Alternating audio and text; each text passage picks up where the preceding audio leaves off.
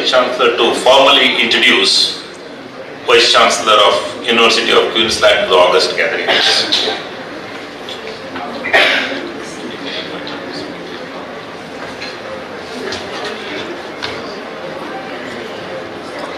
Very good morning and warm greetings to all of you. It's a matter of great honor and privilege for all of us at our Bengaluru campus that we have with us Professor Deborah, Vice Chancellor and President, University of Queensland. She has graciously accepted our invitation to deliver the Vice Chancellor's Oration, a very prestigious recognition that MAHE offers to visiting Vice Chancellors when they come and visit our main campus or any of our campuses. Thank you very much, ma'am, for accepting our invitations and agreeing to this.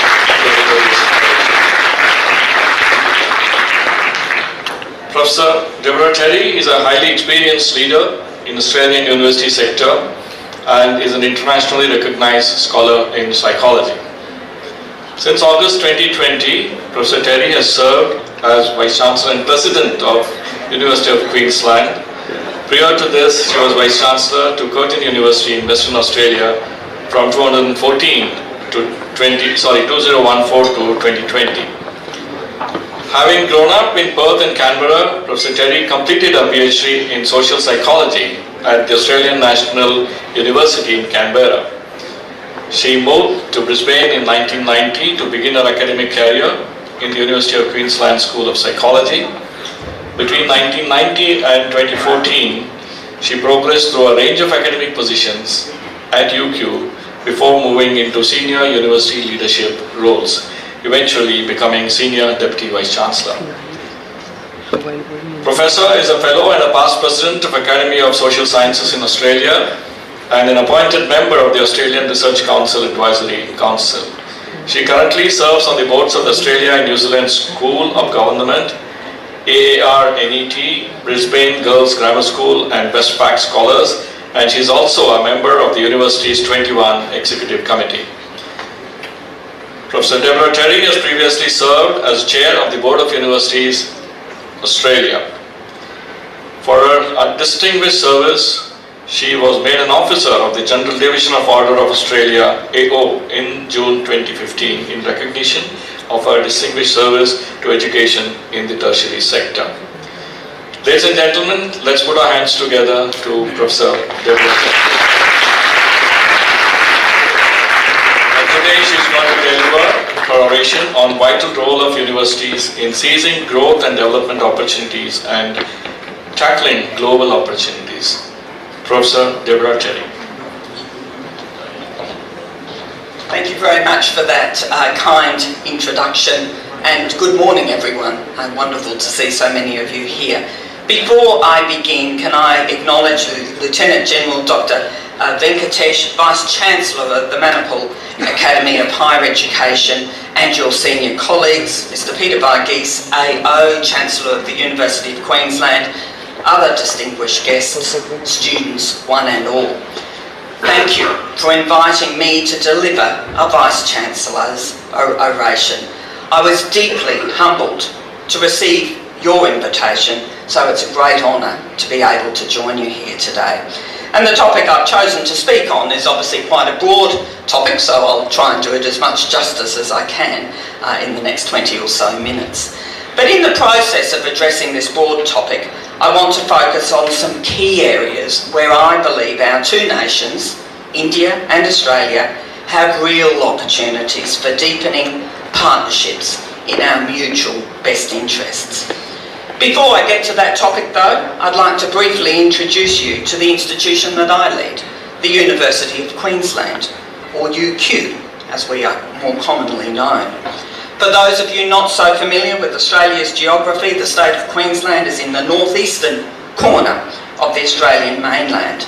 For the cricket lovers here, I think there may be a few, Queensland is home of the Gabba, as well as many of our nation's most famous cricketers, including Greg Chappell, Alan Border, Ian Healy, Matthew Hayden, to name just a few. However, given the result of the recent World Cup match between our two nations, perhaps it's best that I refrain from any further mention of cricket. While our university is anchored in Queensland, we are deeply committed to offering globally relevant educational experiences and helping to solve global problems. As a university, we are equally committed to the creation of new knowledge through the conduct of original research, as well as the sharing of knowledge through our education programs, our public engagement, and our deep commitment to free and open debate. Each year we teach over 50,000 domestic and international students across our 6 faculties and 3 campuses, and we currently have 1,350 students enrolled from India, including more than 100 students enrolled in our flagship joint PhD program with IIT Delhi. Our university is also home to 8 major research institutes and over 100 research centres, so we have a community of close to 3,000 researchers who also come from all over the world. They're attracted to working at UQ because of our proud record across the research and innovation pipeline, from excellence in fundamental research and discovery science through to research translation and commercialisation. Today I'm very proud to say that UQ is consistently ranked amongst the world's top 50 universities, and earlier this year we were rated as Australia's most comprehensive university by the QS ranking system. Our mission, very simply expressed, is to deliver for the public good through excellence in education, research and engagement with our communities and partners both locally and globally. And this notion of delivering for the public good is undeniably the unifying purpose that applies across all of our programs and activities at UQ. In that sense, I think our mission reflects the motivations of our institutional partners all over the world, like Manipal, who are equally committed to knowledge creation and knowledge sharing for the benefit of society. Which is why I'm occasionally surprised to hear predictions that universities will soon face some kind of existential threat. The doomsayers would have you believe that universities are becoming obsolete because they no longer serve society's needs. I also get the impression that in some quarters, universities are regarded as conservative, inflexible, or perhaps old-fashioned. And perhaps that perception has something to do with the solidity of the sandstone, brick and concrete edifices that are such a defining feature of university campuses everywhere. But what the doomsayers overlook is that universities the world over have a restless instinct for transformation and reinvention. In truth, universities are among the most adaptive, resilient, self-renewing institutions in human history. It's a point that was made in a recent speech by Professor Alison Wolfe of King's College London, who noted that universities are enormously long-lived and successful compared to almost all other institutions in society, and far longer lived than, say, a random sample of companies from the Fortune 500. These fundamentally important societal institutions are not frozen in time. They are dynamic and ever-evolving, and universities have stood the test of time precisely because we are adaptive and responsive to both the challenges and the opportunities of our times. My key message to you today is that our universities in India and Australia are helping our societies build a better future in 3 really significant ways. First, we produce the skilled graduate labour that drives economic and social prosperity. Second, universities are a vital source of expertise and knowledge that is essential to responding to the challenges facing our global community. And third, universities are a core partner in the innovation ecosystem that will continue to drive development and social progress in both of our nations. So to return to the first of those 3 areas, I want to make a point that's perhaps self-evident, but that can often be overlooked. One of the most important things universities have always done is to educate young adults so that they're equipped with the knowledge and skills to make a meaningful contribution to society. In nations all over the world, universities produce the skilled graduates that are essential for economic growth and diversification. This is a point that I know is well understood by the Indian government because it is in fact the cornerstone of India's 2020 National Education Policy. The opening paragraph of that landmark policy very clearly articulates the immense importance of education to national prosperity and development here in India. And I quote, "Education is fundamental for achieving full human potential, developing an equitable and just society and promoting national development. Providing universal access to quality education is the key to India's continued ascent and leadership on the global stage in terms of economic growth, social justice and equality, scientific advancement, national integration and cultural preservation. India will have the highest population of young people in the world over the next decade, and our ability, to quote, to provide high quality educational opportunities will determine the future of our country." To my mind, these three sentences perfectly encapsulate the power of education. But importantly for India, this landmark document goes beyond the rhetoric. It provides a detailed and holistic framework for the development of India's education system. It includes, for instance, a commitment to ensuring universal access to education from preschool to grade 12 and aggressive targets for boosting participation in higher education. Most impressively, the policy explicitly states the target of lifting the gross enrolment ratio of Indian students in higher education from 26% in 2018 to 50% by the year 2035. This is an important target given India's rapid economic development over the past decade and India's aspirations for the future, but it's also a very ambitious target that will require focus, it will require investment, and it will require strong partnerships both here in India and internationally if that is to be achieved. In a sense, India's national education policy reminds me of a similarly important strategic policy document released by the Australian government 15 years ago. The 2008 Bradley Review of Australian higher education set clear targets for boosting the proportion of our population that progressed to university. And just like India's national education policy, that report also opened with a definitive statement about the critical importance of higher education to national progress.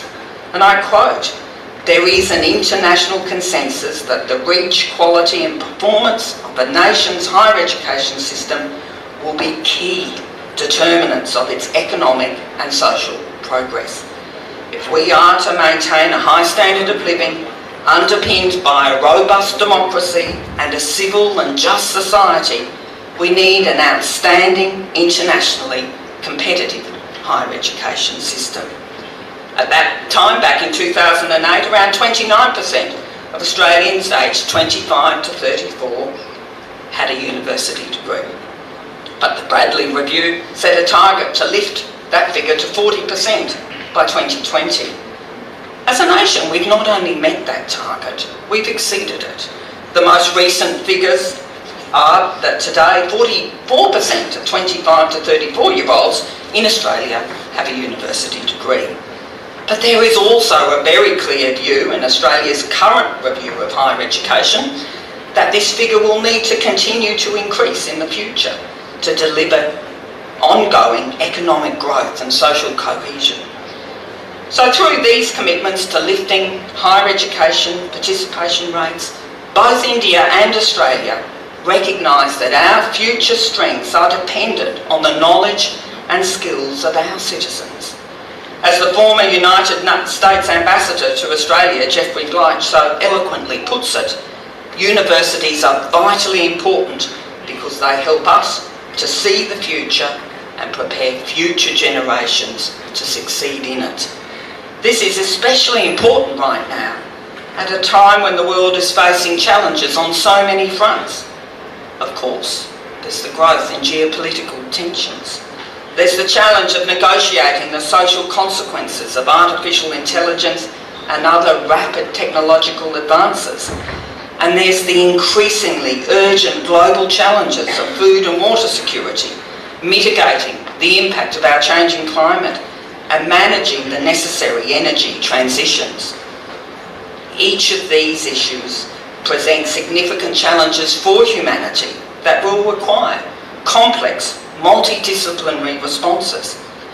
So if we're to have a chance at resolving them, we're going to need prepared minds with the expertise, creativity and problem-solving abilities to tackle them head-on.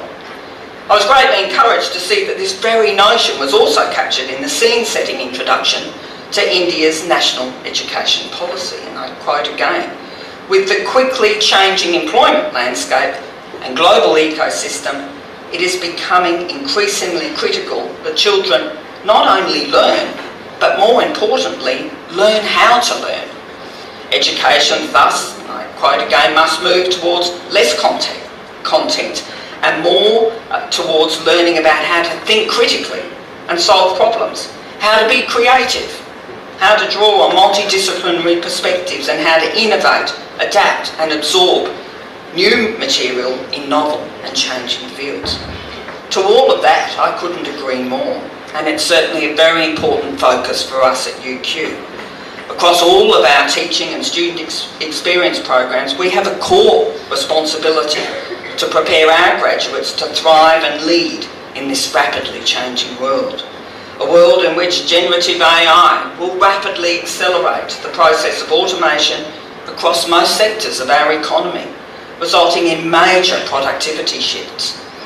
For our students, this means that their main source of competitive advantage in this workforce of the future will be those uniquely human skills that a machine simply can't mimic or replicate. Or as David Brooks recently put it in an opinion piece in the New York Times, "In the age of AI, major in being human." In his words, AI will force us to more clearly distinguish the knowledge that is useful information from the humanistic knowledge that leaves people wiser and transformed. Which means we need to equip our students for future success not only with disciplinary knowledge and skills in their field of study, but with those critical human skills like leadership, entrepreneurial capabilities, capacity for empathy, ethical decision-making, creativity and critical thinking. Which brings me to my second point, which relates to the role of universities in responding to the array of challenges faced by our community. I don't want to dwell on this point for too long because I'm sure it is well understood by everyone here. But of course, universities are the go-to institutions globally for sourcing and sharing the kind of expertise and knowledge that's required to solve problems, both big and small. At a local level, I'm proud to say that UQ has a deep history of leading development programs all over the globe that are focused on building the capacity of people to contribute to the sustainable development of their own community. An example includes the work of our Sustainable Minerals Institute in partnership with IIT Delhi to develop and pilot the use of low-carbon cement technology in the Pacific region.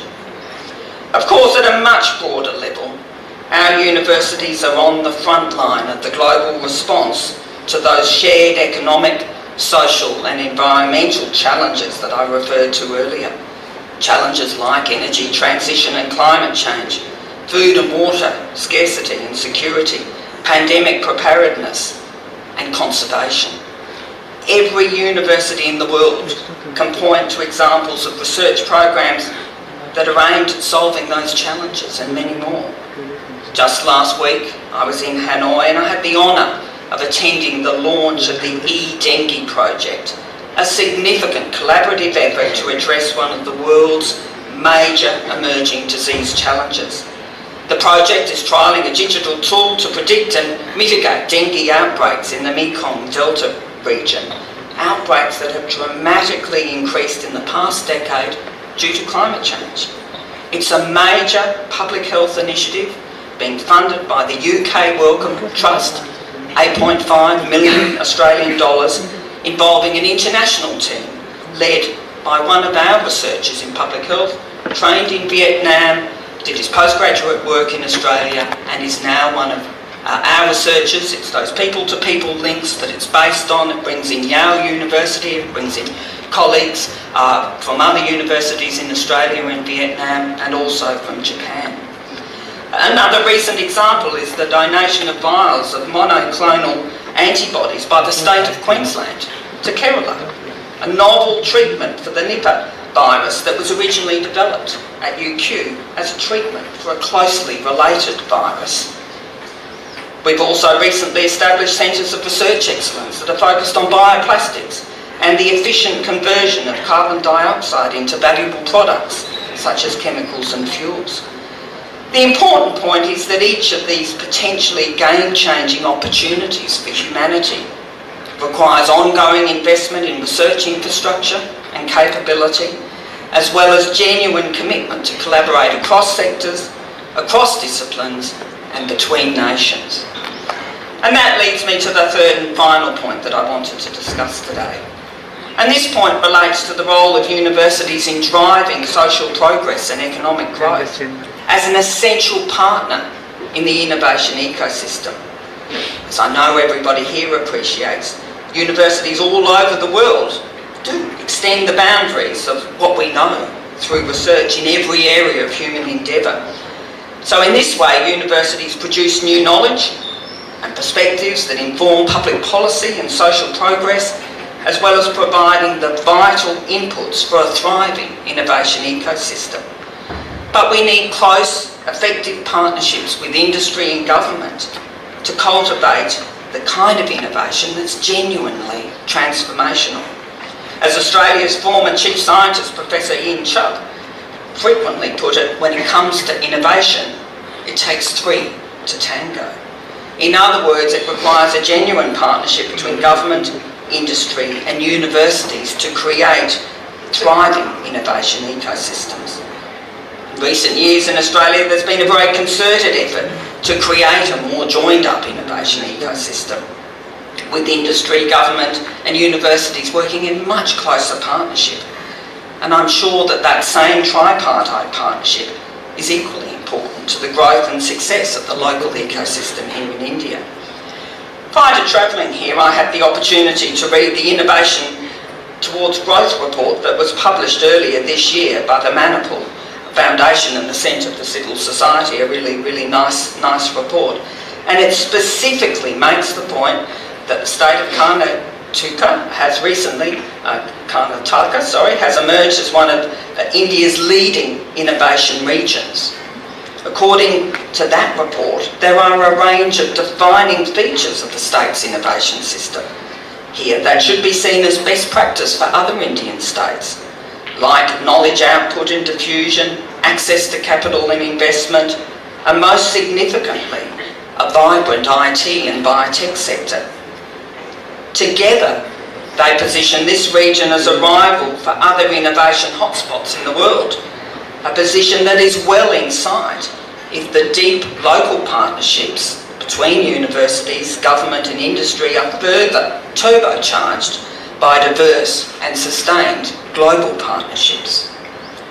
Back in 2018, the Australian government invited our Chancellor, Mr. Peter Varghese, to produce an Indian economic strategy for Australia. The aim of that strategy was to identify the opportunities to deepen the bilateral economic partnership between India and Australia. Mr. Varghese predicted that even from a conservative perspective, India's annual economic growth rate should be assumed to average 6 to 8% through to the year 2035, and that does appear to be on track. He concluded, and I quote, "The transformation of the Indian economy is underway. Australia should set itself the goal by 2035 to lift India into its top 3 export markets, to make it the 3rd largest destination in Asia for Australian outward investment, and to bring it into the inner circle of Australia's strategic partnerships with people-to-people ties as close as any in Asia." And I know that our ambition for forging closer bilateral ties is reciprocated, because I still recall the warmth of Prime Minister Modi's address to our nation's Parliament when he visited Australia back in 2014. And he said, "I see Australia as a partner in every area of our national priority and in every sector: agriculture, food processing, mining, infrastructure, manufacturing, finance, technology and energy. From providing funds and resources to technology and expertise, working as partners and investors, Australia has immense opportunities to participate in India's progress." Went on to say, "In turn, India will be the answer to your search for new economic opportunities and your desire to diversify your global economic engagement, your source for world-class skills at home or for manufacturing locations abroad." That's pretty powerful language, and Prime Minister Modi reiterated that message when he addressed an enormous community event for the Indian diaspora in Sydney earlier this year. On that occasion, with Australia's Prime Minister also in attendance, Prime Minister Modi reflected on, and I quote, "the depth in our comprehensive relations, the convergence in our views, and the maturity of our ties." He also talked of the quickening tempo of our bilateral relationship, and I promised I wouldn't talk about cricket, but he did say, in the language of cricket, our ties have entered T20 mode. So the fact that we're here in India this week speaks to the growing strength of our bilateral relations, in line with those related visions expressed by our Chancellor and your Prime Minister. And of course, our shared purpose as higher education institutions is to contribute to the deep partnership between our two nations, to make sure it happens. That's what institutions like ours can do. As knowledge-based institutions, our role is to nourish our societies, both economically and socially, to deliver for the public good. We expand opportunities, we promote critical thinking, we debate big ideas, and of course we cultivate research, discovery, invention and innovation. And in all of those activities, partnerships are essential. My sincerely held belief is that we will be more productive and more impactful if we work together in partnerships that leverage our complementary capabilities. Australia's strong international education reputation and experience, for instance, can help your nation meet your ambitious higher education participation targets. At the same time, your capacity to take innovation to market at speed and scale complements our reputation for punching well above our weight in terms of research performance and outputs. And by nurturing strong person-to-person links, we can assemble diverse teams that draw on our respective strengths in order to not only meet our own national goals, but to help address global challenges at scale. So on behalf of our team here at UQ, I'd like to express our appreciation to the existing partnership that we have with the team here at MAHE. I'm delighted that we've already had a very productive discussion this morning about how we can strengthen our links into the future and how we can forge new collaborations. Thank you once again for doing me the honour of inviting me to deliver this oration. It's been a great pleasure to join you here today, and obviously I'm very open to taking any questions that you might have. Thank you very much.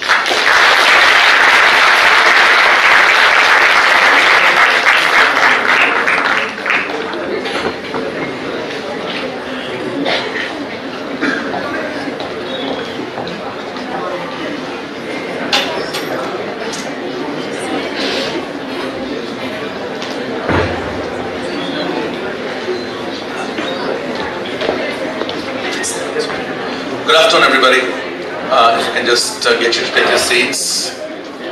Deborah, thank you very much for the outstanding lecture. And I've made some notes myself, but I think there are a few questions from the floor. If I could just moderate the session for you, and then I also have a very interesting task of doing the vote of thanks as well. So, so any questions from the floor for the Vice Chancellor? When you do that, could you kindly introduce yourself, give your name and what program you're currently studying, and then I can perhaps ask the question. So, right at the back, the lady. Yeah. You. Yourself. stand up and introduce yourself, and then you can ask the question.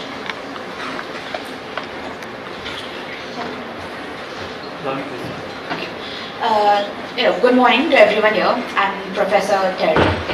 It's really an honor to be at the session and to hear from you. And I'm Vidya. I'm from the Master's course of Multimedia and Communication. And my question pertains to accessibility.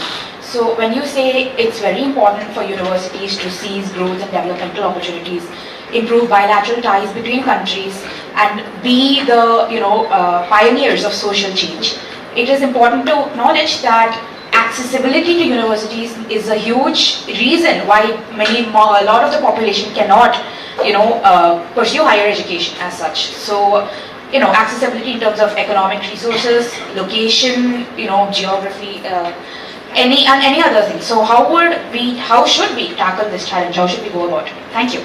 It's a very, very good question, and it's one that our Minister of Education is currently grappling with. I mentioned very briefly there's a current review of higher education going on. He's articulated in the interim report how our higher education participation needs to improve, and he has said categorically that growth will only be achieved by equity. Only achieved by equity. And what that means is the only way that Australia can meet its higher education targets and ambitions is to ensure that those parts of our community that are currently relatively underrepresented in universities across our country, that we change that. And for Australia, it's our young people who live in regional Australia, remote Australia, in Indigenous communities, and who come from low socioeconomic status backgrounds. So I think we will see, coming out of the review that's currently being undertaken, more accountability put on universities in terms of how they are working to recruit students from, if I could use the term, relatively educationally underprivileged backgrounds, and how we support those students. I think at the University of Queensland we're already very committed to this. We call this our Queensland commitment, and our target is that by 2032, that's when the Olympic Games and Paralympic Games will be held in Brisbane, that we will be able to provide needs-blind support for many, many more students than we currently do.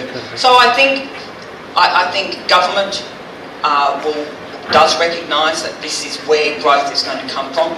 We find our philanthropists and our alumni, this is the area that they typically come to. What can we do around scholarships? How can we support? What else can we do? But I think it also comes to our institutions to look at doing things differently. We now run 2 end-to-end medical programs in regional Queensland, because our data in Australia tells us that doctors stay in the regions if they're trained in the regions. Now that's taken us out of our comfort zone, it's taken us out of a big capital city, but it's the kind of things I think our institutions need to do, and I heard certainly some of those views expressed in our meeting with your Vice-Chancellor and other colleagues this morning. Thank you. Next question. Yeah. Good morning, ma'am. Myself, Professor Shastri from Department of Commerce. Ma'am, COVID-19 pandemic being a big animal, it has accelerated the online learning as well as remote work culture. So how can universities like University of Queensland ensure the access for or equitable, let's say, access for everyone, particularly disadvantaged students, right? So ensuring that the access is there for everybody. So how can we go about it? Yeah, no, it's a good question, and I think certainly one of the positive outcomes of COVID was, of course, all of our online systems and ways of delivering material, delivering content, delivering learning experiences improved hugely. For us at the University of Queensland, we are very committed to the value add of the campus experience. And that means we need to understand where that value add is, and often it's not necessarily about sort of being in large lecture groups with a didactic lecture. It may be that students are better off accessing that content before they come to the tutorials or the laboratories or the placements or the studios. So I think we are moving to if I talk about my own institution post-COVID, to an environment where it is hybrid, where it makes sense, things are offered online, but we do deeply value the on-campus experiential opportunities. Now, we're fortunate that we're able to offer them. We have many clubs and societies, many entrepreneurial opportunities and research opportunities and global opportunities. We also recognise, particularly in the postgraduate space, where this generation and next generations will need to upskill and reskill and cross-skill far more than perhaps previous generations, and we need to be able to offer that education in a way that's accessible, and quite frankly that is often online. We also have other universities in Australia who do more on in the online space, and that is important for, as you say, young people from disadvantaged backgrounds and locations. But we at UQ are really looking at how we can support those students to come to UQ with scholarships so that they get to experience what we think about as I say, that rich campus experience. Thank you very much. In the interest of time, colleagues, we just have one more question. I know you have a lot of questions for the Vice Chancellor, but they have a flight to catch, and so does Dr. Venkatesh team. So one final question, if I can have, right? Yes, that lady there, yeah.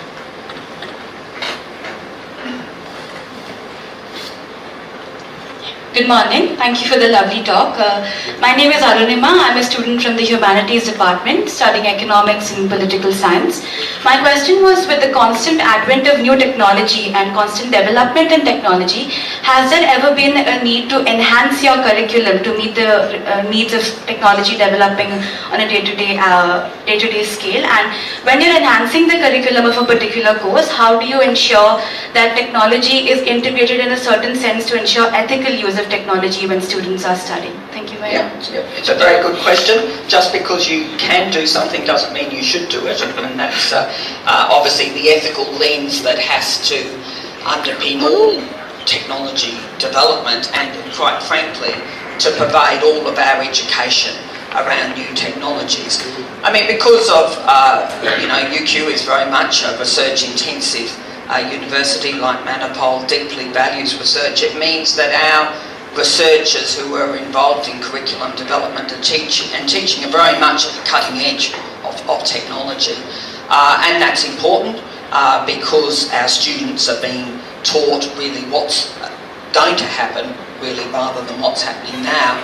But I think increasingly our double degrees and those human skills I talked about are really important, because that is, for young people going into the workforce into the future, you will be the custodians of that ethical decision making. You will be the custodians of how technology is used appropriately, how it is understood, the impacts of that technology. And we are increasingly seeing, like you, students studying economics and humanities, or studying IT and humanities, or studying we've got a lot of expertise in quantum computing and quantum technology, but they're also studying a humanities degree alongside it for those very reasons. It's about policy, it's about understanding how technology should be used for the betterment of society into the future, and that is going to be a challenge.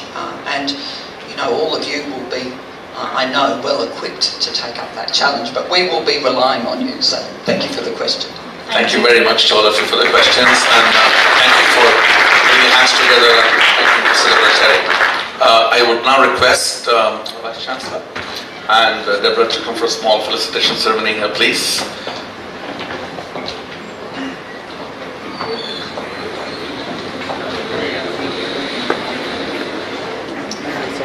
Sir.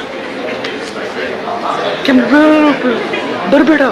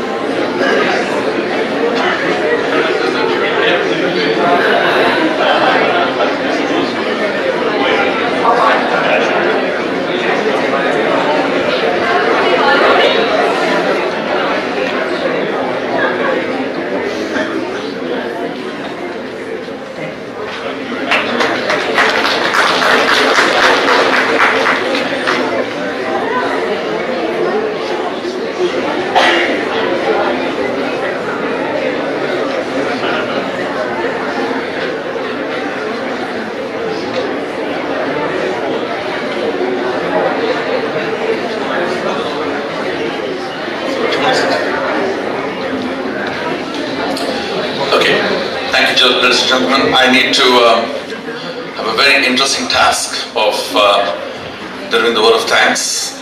Imagine, not John Lennon, when you have to thank an association of persons or a state or a nation. Such, friends, is my task today. Before I begin to address this task, I have a small story to share. A little longer, but I'll keep it short. 3 full decades back, a young boy went from the western shore of India, Mumbai, to the shore of Australia, specifically Brisbane, Queensland, to get himself a degree in finance. He assimilated himself into the culture of a new land by accepting the civilization, delta of the place, straight work, straight talk, straight play. Well, straight play if you ignore the sledging that we have in cricket. I'm a great cricket fan. I also hold an Australian passport, so been there for 20 years. In any case, it's definitely hard work, hard talk and hard play. Then his identity takes him to New Zealand, Melbourne, and then surprisingly back to the west coast of India, this time to Manipur. The young man is now a professor. He then becomes a director of the institute, Dabney, goes on to become the PVC of the subsidiary institution, and today he represents Queensland in his old home. That's me.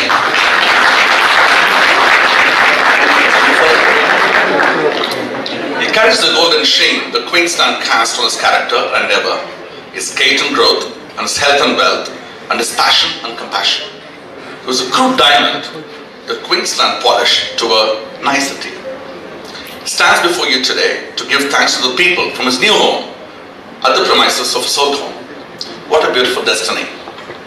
Today, he is in a position to say thanks, not only in his personal capacity, but as a leader of this institution that has entered into a covenant with one of the greatest Queenslandic institutions, the University of Queensland. So, Queenslander Peter Vergas, Peter, I say unto you, thank you for coming, thanks for caring, and thanks for sharing. In fact, thanks for coming again, thanks for caring again, and thanks for sharing again. For those of you who may not know, India knows of Peter from his multiple roles on her soil and his multiple successes in his old home. Peter's virtually been an omnipresence recently in all that to do with the India-Australia cooperation across many sectors. It is a request to Peter. Please give us more opportunities to thank you. I know MAHE will be by your side as a partner and as a growth prospect.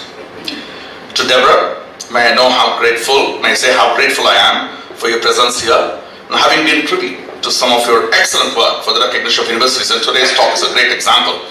As civilization organs, I can appreciate the importance of your oration that enthused on the role of universities in facing future challenges. Your oration greatly covered the prismatic role of universities, societies of the future, where they are at once the unifying and splicing devices for the light of knowledge. To the University of Queensland MAHE Compact, Deborah's role is full control to its success. My wish for you, Deborah, is that this becomes the first visit of your many visits to MAHE, and the present MOU, the first of many MOUs that will be initiated by you. To Brett Grove, I have written something very interesting about Indian movies using your last name, but I thought I'll keep that for another day. Brett will be the fulcrum on which the MOU will rest and turn. Thanks, Brett, for taking this huge responsibility. To Alexander Nakic, you have started to successfully conquer our hearts and minds. I actually wanted to use your first name, Alexander, to say how you conquered India, but then I thought I'd do something slightly different.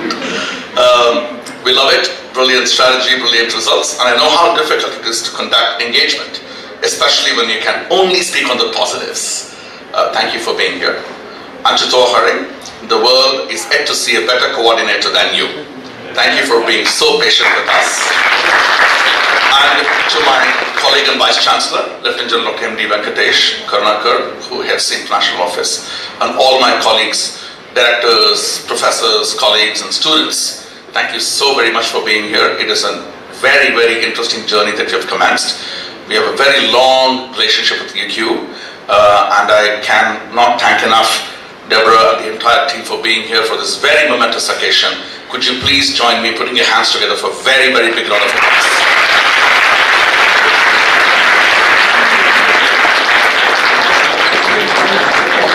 And so, the self-confessed cricket fan that most Australians are, there is a game between Australia plays Pakistan and Bangalore, and the the ticket's price is $12,000, and both my kids have said, we must go and we must cheer on the Aussies. Go the Aussies!